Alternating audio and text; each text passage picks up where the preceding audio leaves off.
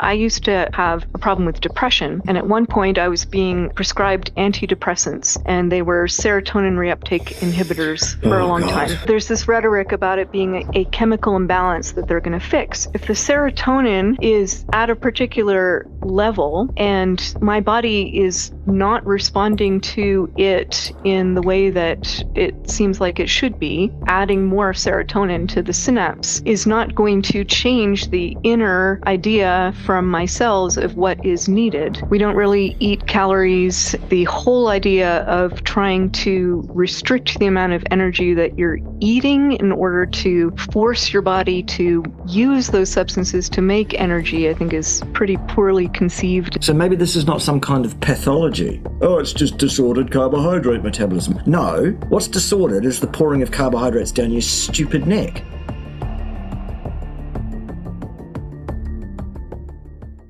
Ladies and gentlemen, boys and girls, and super intelligent shades of the colour sky blue pink, however you may identify, that's okay with us. We really don't care. What we do care about, though, is our fellow human beings, the state of people's health in general, and the state of disinformation, misinformation, rubbish that's being thrown around on a daily basis out there. My very special guest today, well, she needs no introduction, but we'll give her one anyway. It's Amber O'Hearn. Welcome. Hello, thank you. So I guess the rules here are, first of all, keep your arms and legs inside the vehicle throughout the entire ride. And yes, good. And secondly, you're more than welcome to disagree with anything I say, so long as you understand that that is hate speech. I'm joking a little bit, of course. So, Amber, tell us a bit about what's been going on. What have you been doing? What are you focused on right now? What's happening? Well, I have been very busy for the last few months because I decided to take a course at the local university, CU Boulder, in neuroscience. And that was really fun, but took up a lot of my time. I also have been on a committee for Zcash, the Zcash community, to review grants for the community to fund or not to fund. And so those are two of the main things that are taking up my time besides arguing way too much on Twitter. Over on Twitter, I keep a pretty low profile personally. I actually do have a Twitter account, but it's banned because I once, while it was still called Twitter and still being run by those folks, I once called somebody something that was not particularly pleasant. So I'm not allowed to say anything over there on that profile. But there is a small yellow teddy bear that I'm associated with who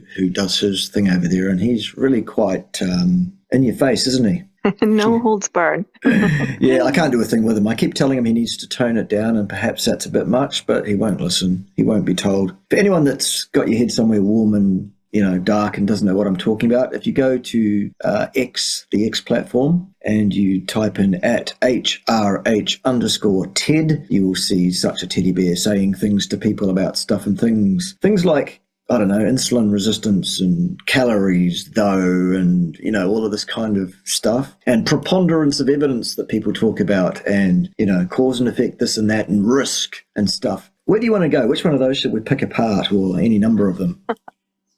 Let's do calories. Cool. Let's talk about calories. All right. Give us your view on calories and the calories in, calories out argument and, whatever. Sure. Well, I think a lot of people get upset by the word calorie itself just because even though it's a measurement of energy, it's so often used to describe food that we're eating, and food, of course, can give us energy, and we can even talk about how much energy a certain amount of some substance could theoretically be able to provide. But of course, we don't really eat calories, and the whole idea of trying to restrict the amount of energy that you're eating in order to force your body to use those substances to make energy, I think, is pretty poorly conceived and doesn't align with any of the experiences that I've had, certainly. Oh, but the first law of thermodynamics, though, Amber. Right. Yeah. What does that have to do with it? Sorry. Nothing whatsoever. Nothing at all, in fact. The first law of thermodynamics, in fact, not only doesn't talk about mass, which is what body composition is made from, it explicitly excludes it. It makes a statement around the conservation of energy, not the conservation of mass, because, mass is not conserved. Never has been. Actually, there's an argument now that energy is not conserved either. That's wrong too. Whoops. But yeah, it's one of those things where the theory, it seems, is that there is a false equivalence being drawn where people are saying, oh, it's just energy in a different form. Well, great. In that case, I should be able to go into the corner store here in New Zealand and present one of these to the storekeeper there. That's a form of money. It's a perfectly good Jackson. See, there's President Jackson right there. Why can't I take that to a store in New Zealand and buy some milk? Well, A, because I get all my milk here on the property myself, because we've got goats that we milk, and I don't need to. Oh, I'm jealous. That's a new thing. We've just bought a farm, if you didn't know, Amber, and we've got sort of 40... That's not a euphemism. No, an actual farm. Yes. It's 40 acres. It's a farm property. We've got some cows, we've got some sheep, we've got some goats, we've got some ducks, we've got some chickens. It's just the absolute everything I've ever wanted. But it takes away a lot of time from doing social media. So I'm like, oh, I've got to balance this now. Anyway, the point is, I can't spend that Jackson in the shop here. Why not? It's still money. Just like you're saying, well, it's all just different forms of energy, and energy can be changed from form to form. Yes, but you need the kit to change the energy, the equipment to do it. Human metabolism does not run on heat units of heat energy, which is what a calorie is. The human body does not collect heat and use that to do work. If it did, we wouldn't need to eat food. We could just sit in the sun, couldn't we? Yeah, and even beyond that, the food that we're eating, it's not like we're converting mass into energy.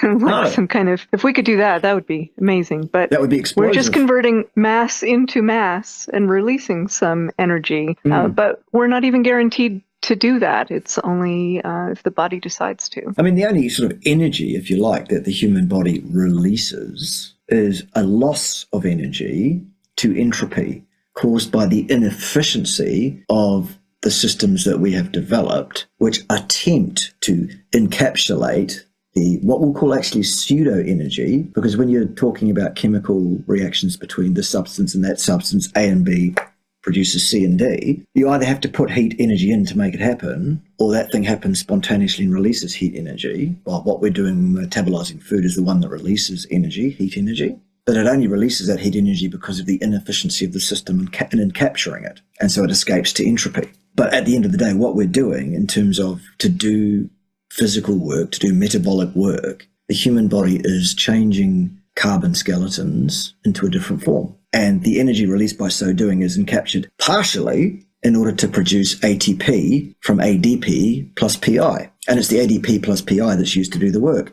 not the heat energy. So it's just ridiculous from the ground up. The whole concept is just farcical, ridiculous, and nonsensical, surely. The other thing is, if you try to force your body to use up some of your mass by not feeding it properly, you're not really guaranteed to get the energy that you were hoping to get, and nor are you guaranteed to get it from where you were hoping to get. So if your fat is being blocked from lipolysis or from fat oxidation in any way, or is rate limited, and you need more energy, your body may choose to get it from muscle tissue. There's always a different proportion of how much is coming from fat and not. Yeah. And if your fat oxidation is already very liberal and easy, then you're just going to be using that anyway, and that's going to translate to satiation and satiety and not wanting to eat as much. You don't have to, and you actually can't force it to be the other way around.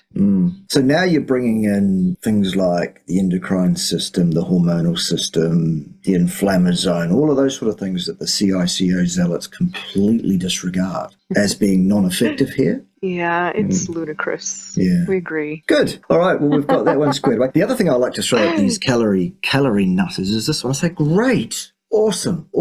Once I've thrown the challenge out about the first law of thermodynamics, because I'll always go there first. Oh, the first law of thermodynamics, though. So I usually say, great. Would you like to quote that for me? 99 times out of 100, they either cannot or get it wrong. Yeah, they usually they just don't even know what the first law of thermodynamics actually even says, let alone that it's applicable or not applicable to an open thermodynamic system. Hint, kiddies, it's not.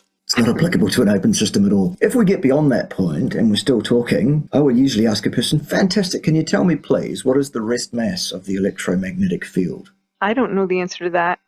Fortunately, I don't think I need to for this particular subject. Well, you don't. Well, you don't, and you do. You don't because you're already on the right side of the ledger, and what you're saying is correct. And that calories are nonsense. They are an invalid metric. They do not describe anything to do with human physiology or any physiology of any animal or plant. Actually, the deal is that a calorie is a measurement of heat energy, which is made manifest as photons. Or pseudophotons, if you like. Photons are a disturbance in the electromagnetic field. The rest mass of that field is zero. Photons don't have any mass. So if you understand that, my next pose would be, great, when I went to school, any number whatsoever, let's say the mass of my body, how is that mass going to be affected if I add or subtract any number of zeros?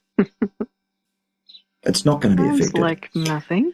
Right. You cannot affect your weight or your mass or your body composition either by somehow absorbing photons, which is impossible, or by exuding them. So anyway, calories in, calories out, busted, done, finished. It's basically people who have absolutely no grasp or understanding of basic physics or first principles that want to spout this ridiculous nonsense, like Lane Norton, Lane Norton, for example, who knows nothing whatsoever about science or human physiology or indeed nutrition, the very thing in which he purports to hold a PhD. Arguments. Very, very, and he's not the only one. There are a number of them. Okay, so that puts calories in, calories out to bed. Awesome. Shall we talk about insulin resistance? That's another favourite bugbear of Ted's. Well, what do you mean by insulin resistance? Well, exactly. That's my first question too. Or Ted's, sorry, because Ted taught me everything I know. I don't know anything. I'm just a puppet for Ted.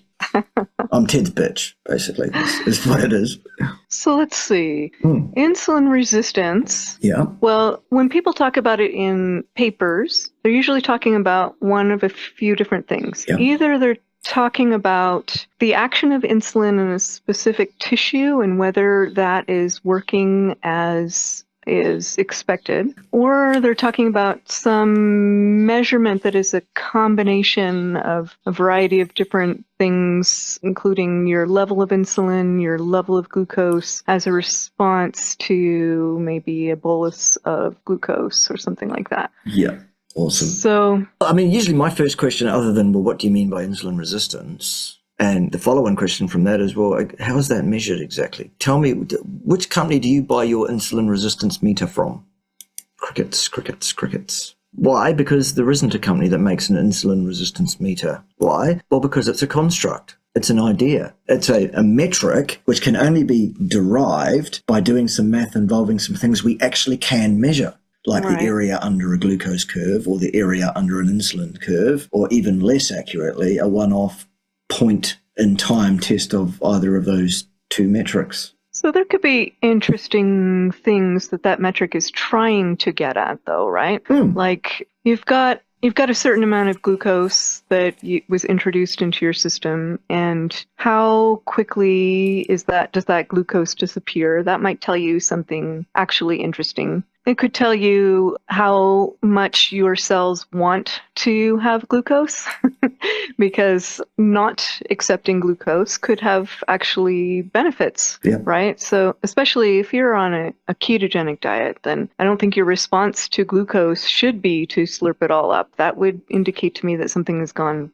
quite terribly wrong, actually. Exactly that. Yeah. Yeah. Because the thing is, if, let's say, your cells are replete with, let's use the construct of energy again. If your cells are replete with energy-containing substrates in the form of fats or ketone bodies, then for what reason would we need more energy in the form of carbohydrates, which, by the way, have the potential to be toxic to our cells and cause physical damage to our cells at high concentrations, were that sugar allowed to enter our cells according to its concentration gradient between the blood and the cytosol, because, I don't know, maybe we've done something completely irresponsible, unhealthy, and contraindicated, such as pouring a bunch of carbohydrates down our stupid necks. Poor Saladino! Poor Saladino!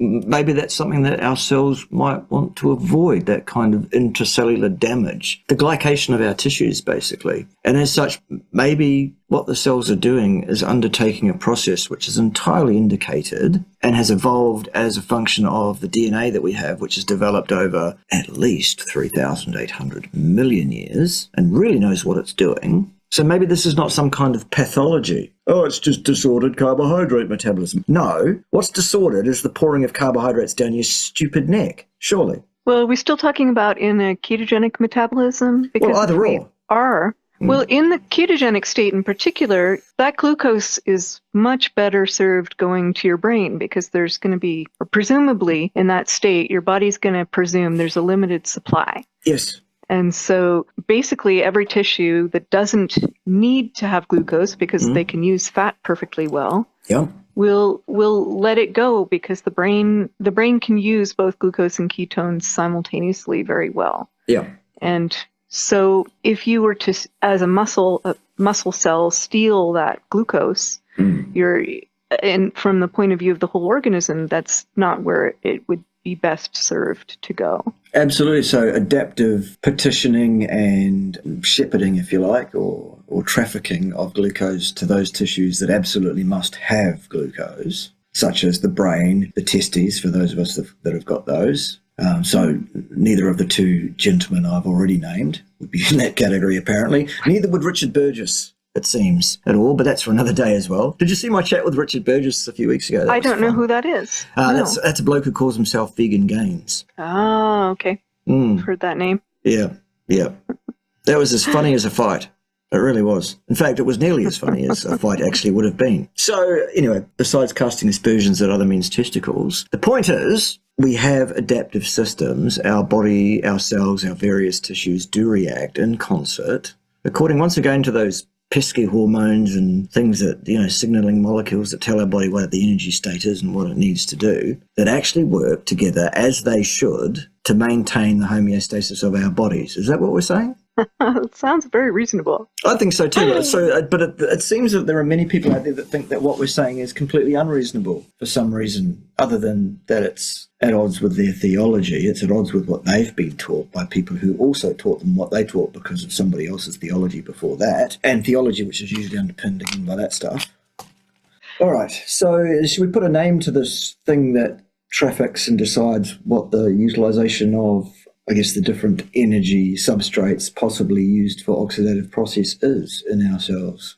Well, there are different processes. I think that you might be talking about a particular, not even a cycle. That's right. Not a cycle, yes, a non-cycle. Yeah, the glycerol fatty acid cycle, aka the Randle cycle, is one of those processes. Yes, absolutely. Mm-hmm. What other things are involved, do you think, in trafficking and petitioning of fuel resources, shall we say, and all of that? Well, your level of insulin has an effect. I'm not sure what else you're trying to find. Well, let me throw this one to you. I'll throw you in the deep end because why not? That's what we do here. What do you think about recent statements made by one Ben Bickman on his belief structure, his theology, that insulin is the overriding controller of the whole situation? The master of them all.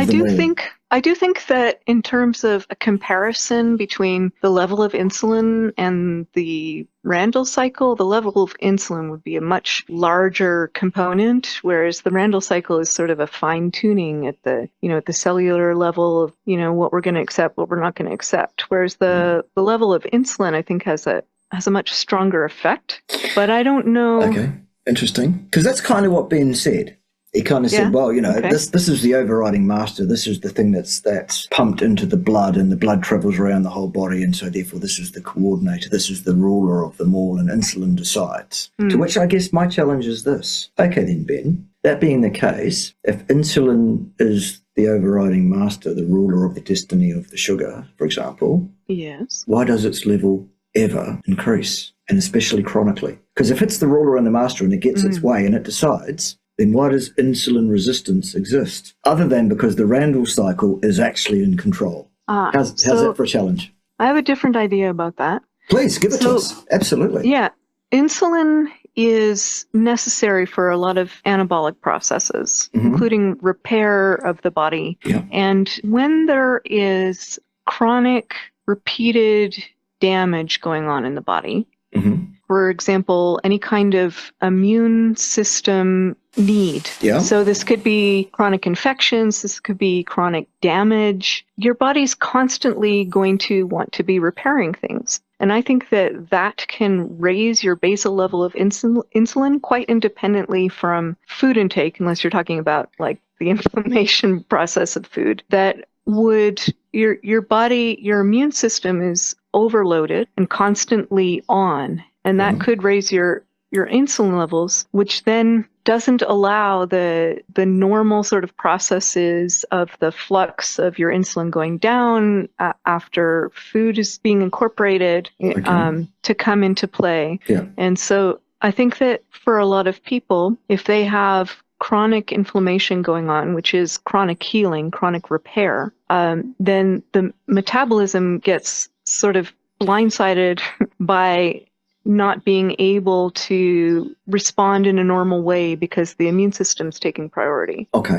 I think that has absolute validity. I do. I think that that's a perfectly feasible explanation for elevated insulin in the absence of elevated blood glucose. I guess, though, however, I bring you back to the original challenge about which of these is the master and which is the servant. If insulin is the master and the Randle cycle is just a fine-tuning subservient bit of kit that just exists in the cells, why then do we have elevated insulin and elevated glucose in someone with so-called insulin resistance, which, by the way, is just a highly activated Randle cycle? Okay. Why are those two things both elevated at the same time? Because if insulin is in control, why doesn't it work? What is this insulin resistance to which you talk about, or to which Ben's talking about? Well, I can't speak for Ben. I'm not sure exactly what he would say or what his argument was, but I think what you're saying is normally what should happen is if your insulin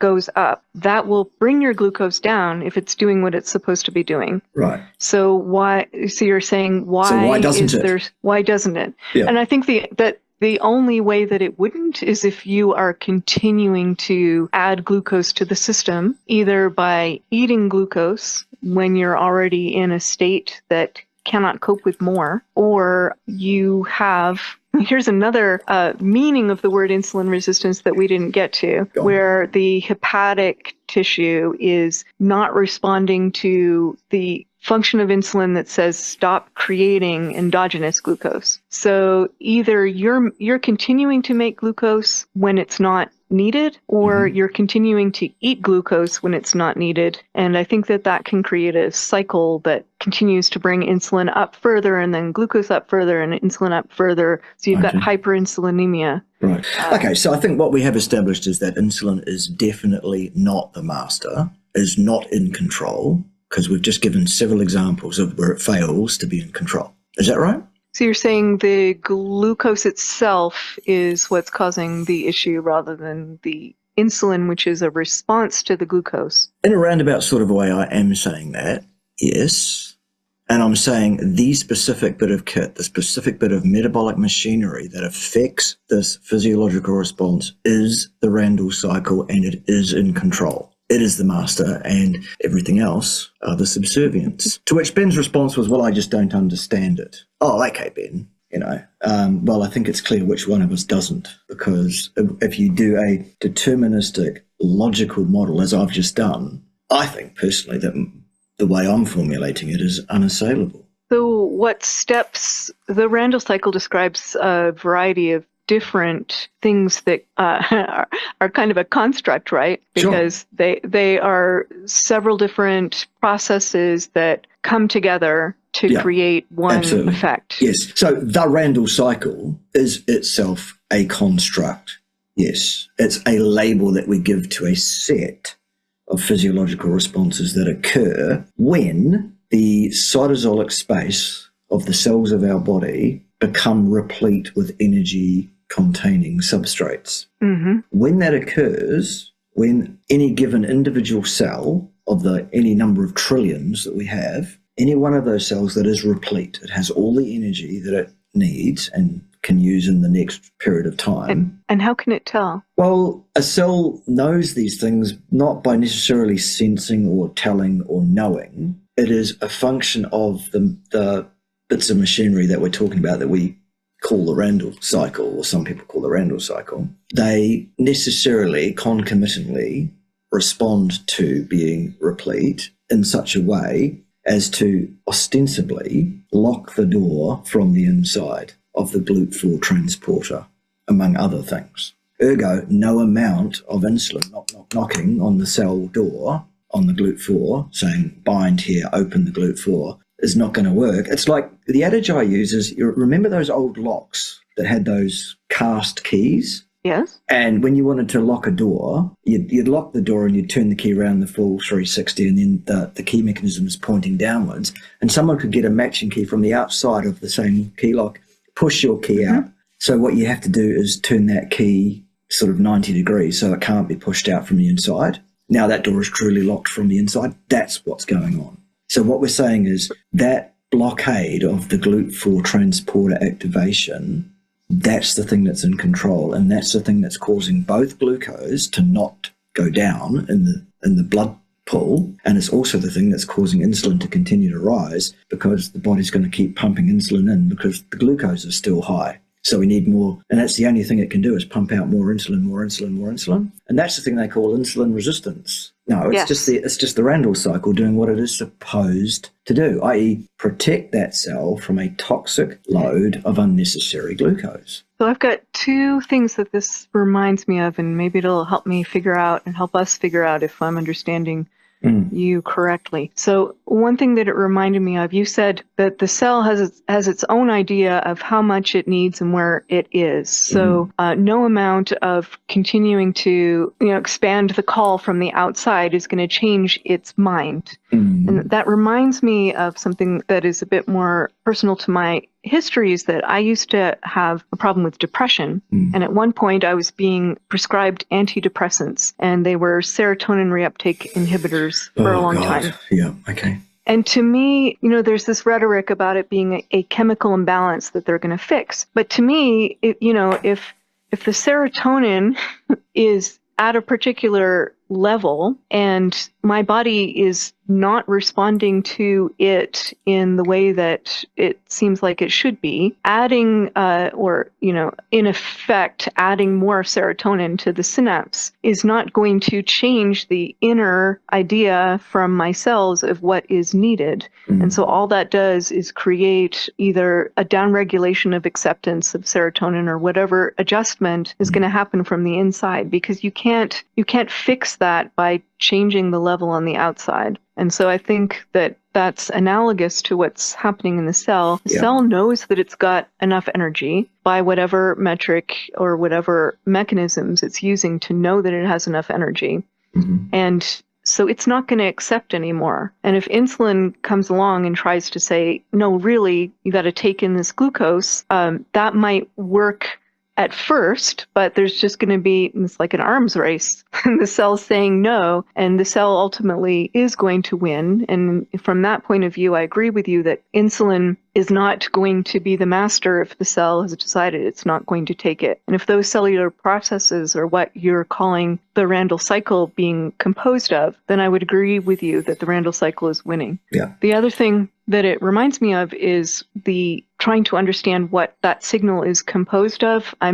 I've become very persuaded that Ross signaling may be the master signal from the inside of whether or not we have enough energy, just because of the way that it's generated along with energy. Whenever you're making energy, you're making oxygenation. And so that forms a very good signal of whether we have enough or not. Yeah, excellent. A couple of things come out of that. Number one, I should clarify that the effects that we're talking about of the Randle cycle, these are not switches. They are faders. Yes. Okay, so that's important to understand. Secondly, tell us more about the raw signaling, your understanding of that. Fill us in on that for people that haven't heard of that. Right. So there are so many different ways that energy signals can be thought of going around in the body. Like someone might say, well, having a lot of glucose in the blood means that you have a lot of energy. But as we've already talked about, glucose itself is not energy. But when you're actually making ATP, that I think is a better, sort of closer to the bone indication of how much energy a cell actually has at its disposal. And when you're generating energy through the electron transport chain, you're actually generating oxygenation at the same time. Mm-hmm. And the better that you can do that, it's often considered a bad guy, because if you have oxygenation or reactive oxygen species that are going without bound, then they can cause damage. But if it's immediately responded to by whatever dampening or reduction of antioxidant effects that are happening, then you can get the signal of how much there was before it's shut down without any real damage going on. But the signal gets out, and that's a very powerful signal to the cell to say, yes, we do have enough energy, and that can even have effects on how much glucose is accepted. Exactly right. Precisely right. H2O2 is thought of as universally a bad guy. This is the master oxidant in the cell that causes the most damage, and this is to be absolutely avoided. Well, getting back to the mechanisms of this Randle cycle, when you have a lot of fat siphoning through the beta oxidative process, which leads to acetyl coenzyme A being fed into the tricarboxylic acid cycle, one of the effects of that is that there is an increase in the level of FADH2 with respect to NADH. That causes reverse electron transport flow from complex 2 to complex 1 in the electron transport chain. This causes H2O2 to leach back into the cell, and that's why it's bad, say the Rapetians. No, H2O2 is a signaling molecule in exactly the way Amber has just described very, very well. It tells the body what the energy status of that cell is. And the H2O2 thus produced is immediately acted on by H2O2 dismutase, which is an antioxidant produced by the cell precisely for that purpose, to disarm it while still allowing the signal to be read. Brilliant, Amber. Love it. The other thing that happens, it's my pleasure. It's just, that's how it is. The other thing that happens there is that when that situation is at play, another series of concomitant reactions occurs to actually take out the first three of the tricarboxylic acid intermediaries. It actually downregulates those three, and then there's a cheat pathway across so that the cycle continues to run, but those three are taken out. And then what happens is that causes the buildup of citrate in the mitochondria, which is then co-transported out into the cell cytosol, and that citrate then starts blocking out all sorts of other enzymes involved in the provision of glucose, basically, including the pyruvate dehydrogenase complex and the G61 right up at the very top.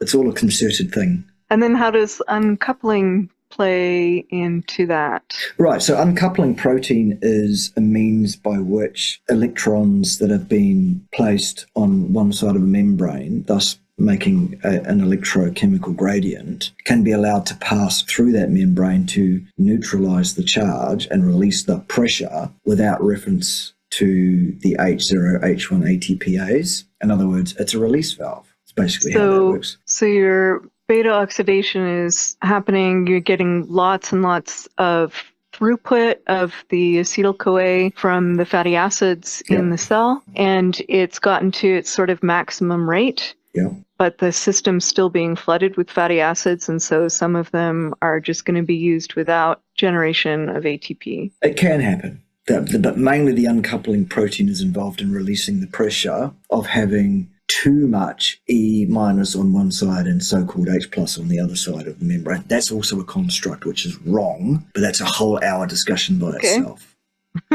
Because what that assumes is that H plus exists in an aqueous solution. It doesn't. That's a whole hour discussion by itself. That's another day. But I'll be sitting on the edge of my seat to hear about that. Well, maybe you and I can have that discussion in our second round, because this is turning out to be good. All right, so that's, I guess, my formulation, that it's actually the effects of the metabolism of cells in and of themselves as individually self-governing entities deciding who's allowed across the borders and who's not allowed across the borders, shall we say. Let's not get political, but you know what I mean. And that's what is happening. So each individual cell has its own set of sliders, faders, for fats and sugars to enter. Yeah. So as a whole, likes to have one or the other. in general, right? And that's about, more than anything else, that's about momentum. There is a lot of momentum, ergo along in the metabolic pathways, and that's about, basically, it's one of the Newtonian laws of physics, actually, where it says that a thing that's doing a thing will prefer to continue doing that thing until a force powerful enough to stop it doing that thing is exerted. So the way to change a cell, a mitochondria, from oxidizing mainly sugar across to mainly fat is to provide enough fat for that to start cutting off the sugar pathway so that sugar can no longer... It's like two fat men trying to push their way through a revolving door at once. If you like, as another analogy, be that perhaps inept. So over time, certain processes get optimized that make one fuel more usable than the other. Yep. And those optimizations take time to undo. So that's why it takes, for example, 3 days or so to keto adapt, because you've got all these processes that have to make optimizations for the other fuel. Yeah. And those may take the replacement of molecules or cell surface receptors.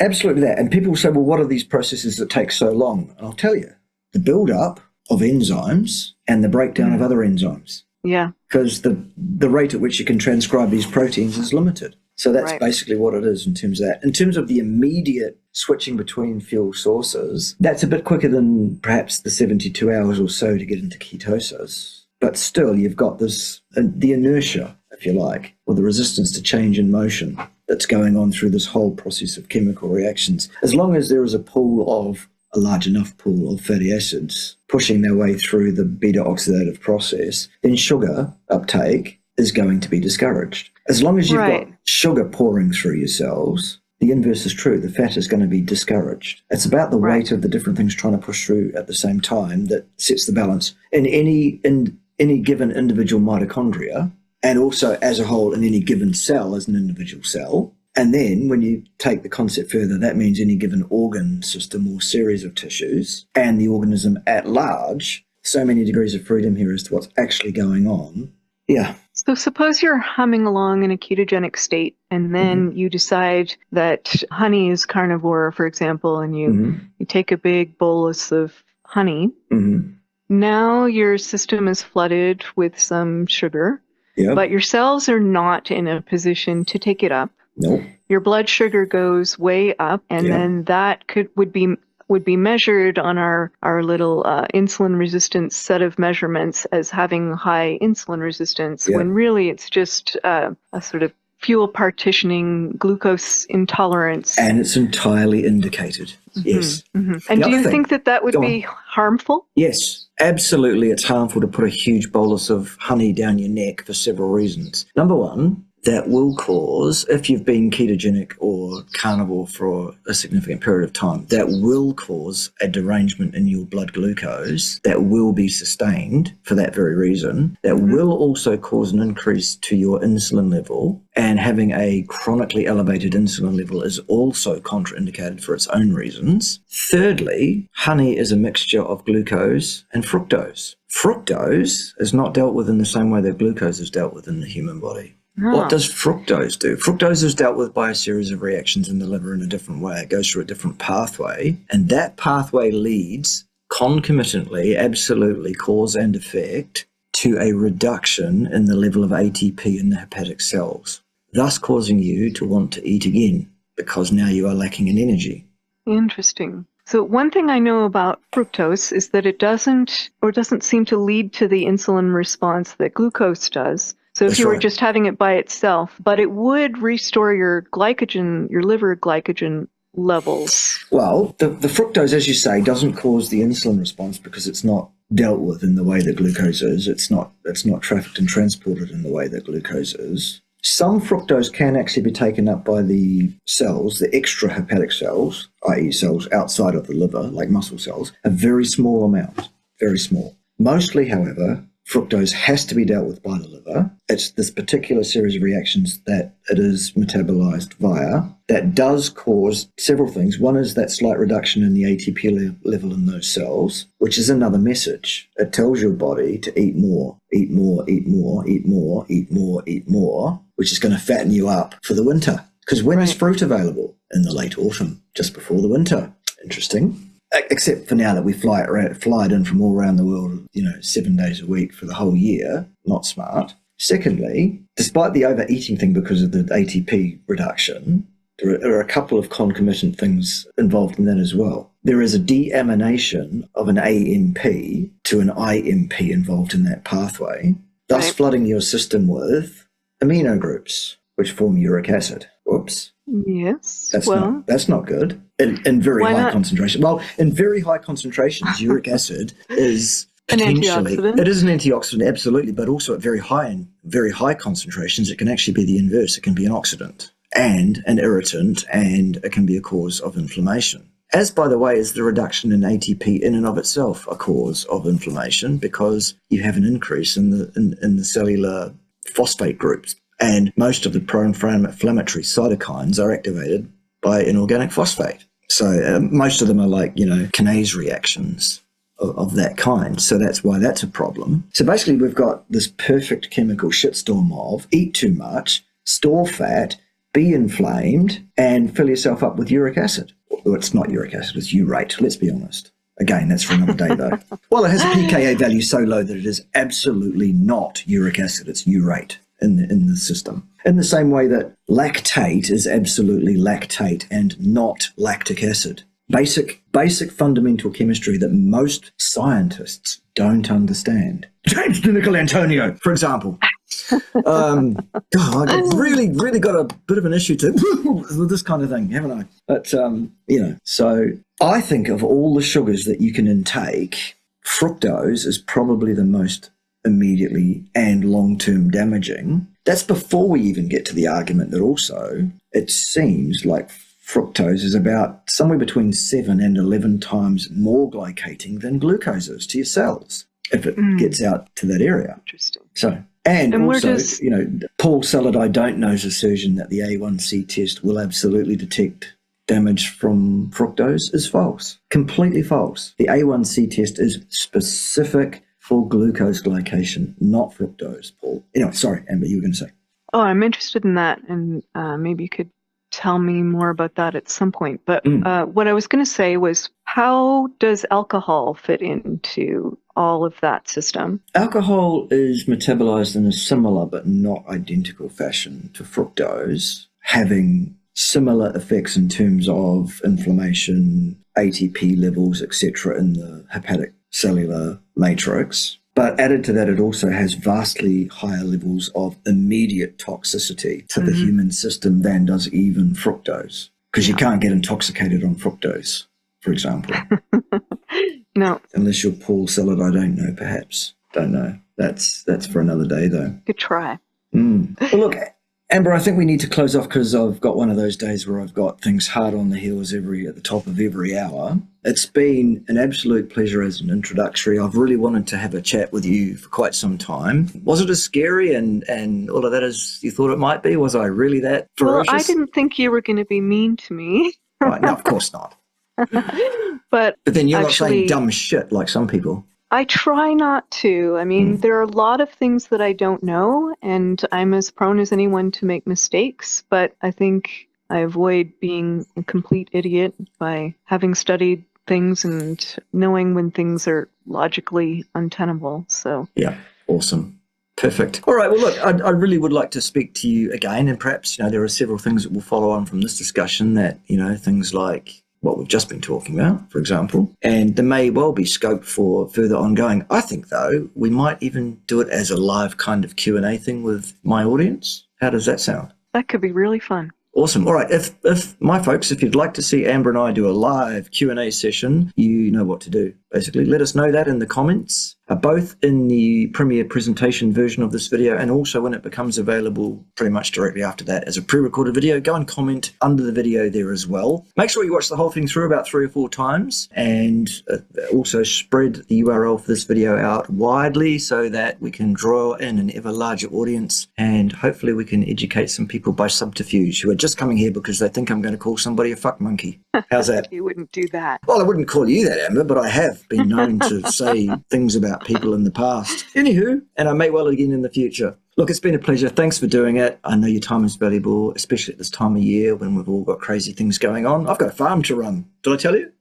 I know I did. All right, so we'll leave it at that. Thanks to one and all. Thanks to everyone for all the comments that I know you'll be putting in the video and sharing it around and stuff. I think we covered a lot of really good ground, and we'll see you all again soon. And because Amber is the guest, she can have the last words. Well, thank you very much. It's been a pleasure to finally get to meet you and talk to you. All right. Let's do it again. Likewise, yes. I'd love that. All right. See you then. Ciao for now.